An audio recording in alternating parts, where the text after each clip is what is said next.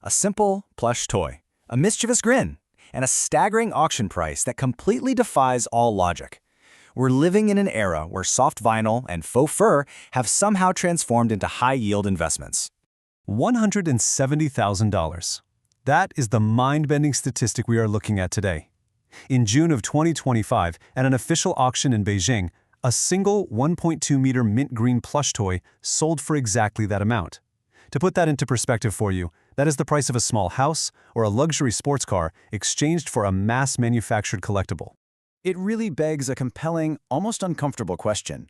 What actually drives rational human beings to spend a total fortune on these figures? How does a piece of plastic and fabric spark a global frenzy, trigger international bans, and inflate a massive financial bubble? Welcome back to Learning with Pratik. If you're new here, I try to increase neuroplasticity by exploring a new topic every day. I do all the reading and researching so you don't have to. Today we're opening a deeply analytical explainer on the Labubu phenomenon. We'll unpack the behavioral finance, the gambling design, and the anatomy of an asset bubble that's disguised as a cute monster. All right, let's dive into this. Chapter 1: Origins of the Monsters. So our story begins back in 2015 with artist Kasing Lung. Deeply influenced by Nordic folklore, he created a series of zoomorphic elves known as the Monsters. The central figure is Labubu, characterized by this mischievous, nine-toothed smile. And as part of a whole complex tribe, Labubu is joined by Zamomo, the authoritative leader, Taikoko, the skeleton boyfriend, Mokoko, and Spooky, the forest ghost. Keep this whimsical, innocent fairy tale aesthetic in mind because it stands in jarring contrast to the hardcore economics we're about to explore. Chapter 2: The Blind Box Economy. The true shift from art to an actual asset happened in 2019, when PopMart acquired the intellectual property. They didn't just sell toys, they essentially weaponized human psychology using the blind box model.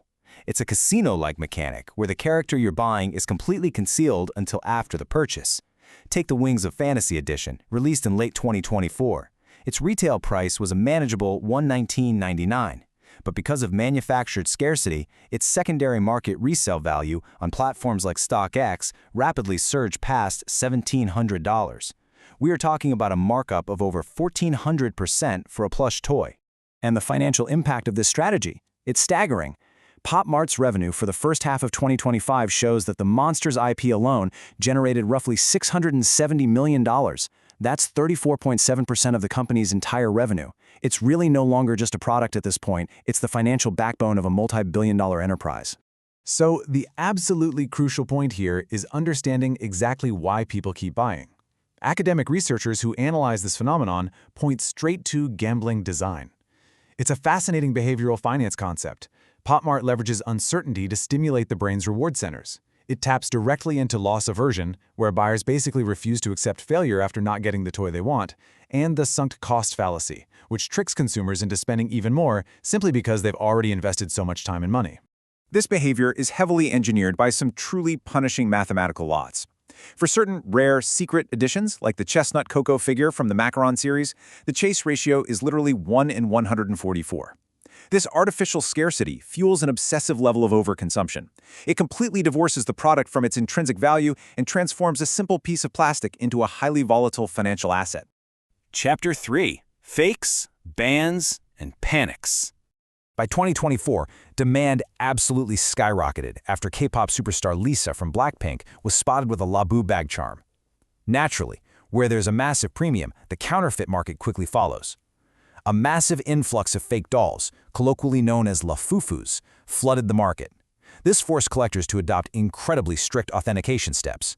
They literally have to count for exactly 9 sharp teeth, check the sole with UV lights for crisp stamps, and meticulously inspect wash labels for typographical errors just to protect their investment. But the backlash went far beyond just counterfeit rings. This explosive popularity and the obsessive behavior around it triggered intense cultural and even legal panic. In 2025, members of the Russian Federation Council officially proposed banning the sale of Labubus altogether. They cited their frightening appearance and the potential psychological harm they could inflict on children. And the narrative gets even more bizarre. In July of 2025, Authorities in the Kurdistan region of Iraq seized over 4,000 Labubu dolls. Their reasoning was actually tied to conspiracy theories circulating on social media, which linked the toy's sharp-toothed grin to the ancient Mesopotamian demon Pazuzu. While cultural analysts quickly dismissed these occult claims, the seizure itself highlights the intense, almost hysterical global reaction to the brand. Chapter 4: Anatomy of a Bubble. While politicians were debating demons and mental health, the financial markets were hyper-focused on Pop Mart's valuation, because what we're really witnessing here is the perfect anatomy of a financial bubble. Following that celebrity craze in April 2024, Pop Mart's stock surged 124% over a year and a half, pushing CEO Wang Ning's fortune to an eye-watering $21.1 billion. But, as we know, bubbles are fragile. In mid-June 2025, a massive global restock completely altered the supply-demand equation, and by late June, the secondary market crashed. The mechanics of this crash were practically textbook. As the artificial scarcity rapidly declined, the market was flooded. Scalpers who were holding inventory bought at premium prices began panic selling. The value of hidden editions plummeted by 38% almost overnight. Complete boxes that once traded for thousands dropped well below 800 yuan. The illusion of value built entirely on those gambling mechanics simply evaporated. What you should really take away from this explainer is that the Labubu phenomenon is about much, much more than just a toy. It's a stark reflection of modern consumer idolatry. Honestly, it's a masterclass in how corporations use behavioral manipulation, like the blind box economy, to create artificial scarcity and drive completely irrational financial decisions. Which leaves us with a final, provocative thought. As we look at the hype cycles that dictate so much of our modern culture, we have to ask ourselves, are we actually collecting art, or are we just playing a casino game that's disguised as a toy store?